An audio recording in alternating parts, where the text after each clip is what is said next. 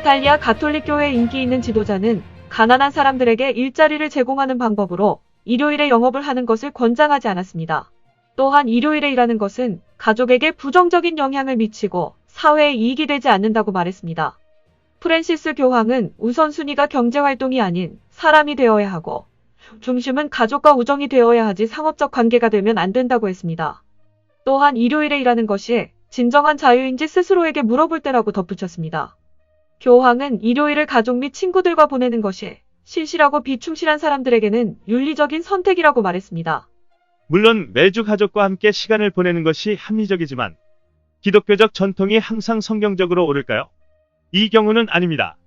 성경은 쉬는 날인 하나님의 안식일을 명백하게 기록했을 뿐만 아니라 사람들이 하나님의 법이나 규칙을 따를 것인지에 대한 시험으로 네 번째 계명을 대체할 날이 올 것이라고 미리 경고합니다. 하나님의 거룩한 십계명은 주의 어느 날이 예배를 드리고 노동으로부터 쉬는 날인지 명시적으로 말합니다. 안식일을 기억하고 거룩히 지키라. 엿새 동안은 힘써 내 모든 일을 행할 것이라. 일곱째 날은 내 하나님 여호와의 안식일인즉 너나 내 아들이나 내 딸이나 내 남종이나 내 여종이나 내 가축이나 내 문 안에 머무는 객이라도 아무 일도 하지 말라. 출애굽기 20장 8절에서 10절에 기록하고 있습니다. 누가복음 4장 16절에는 예수께서 그 자라나신 곳 나사렛에 이르사 안식일에 늘 하시던 대로 회당에 들어가사 성경을 읽으려고 서심해 라고 기록하고 있습니다. 또한 창세기 2장을 보면 하나님이 그가 하시던 일을 일곱째 날에 마치시니 그가 하시던 모든 일을 그치고 일곱째 날에 안식하시니라. 하나님이 그 일곱째 날을 복되게 하사 거룩하게 하셨으니 이는 하나님이 그 창조하시며 만드시던 모든 일을 마치시고 그날에 안식하셨음이니라. 라고 선포합니다. 안식일은 유대인들만을 위해 제정된 것이 아닌 유대인이 있기 전에 하나님께서 창조로 지정되었습니다. 하나님의 십계명은 결코 주님이나 제자들에 의해 바뀌지 않았습니다. 이사야 56장은 2절은 안식일을 지켜 더럽히지 아니하며 그의 손을 금하여 모든 악을 행하지 아니하여야 하나니 이와 같이 하는 사람, 이와 같이 굳게 잡는 사람은 복이 있느니라. 라고 말합니다. 모든 사람들은 하나님의 거룩한 날을 기리도록 부르심을 받았습니다.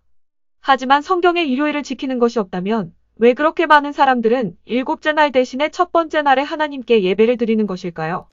성경 다니엘서 7장 25절에는 작은 뿔의 나라가 권력으로 때와 법을 바꿀 것이라는 예언을 하였습니다. 예수님은 마태복음 15장 6절에 너희의 전통으로 하나님의 말씀을 폐하는도다. 라고 말씀하셨습니다. 누군가가 전통으로 아무 효력 없는 하나님의 계명을 만드는 것을 경고하셨습니다. 예수님은 사람의 계명으로 교훈을 삼아 가르치니 나를 헛되이 경배하는도다라고 덧붙였습니다.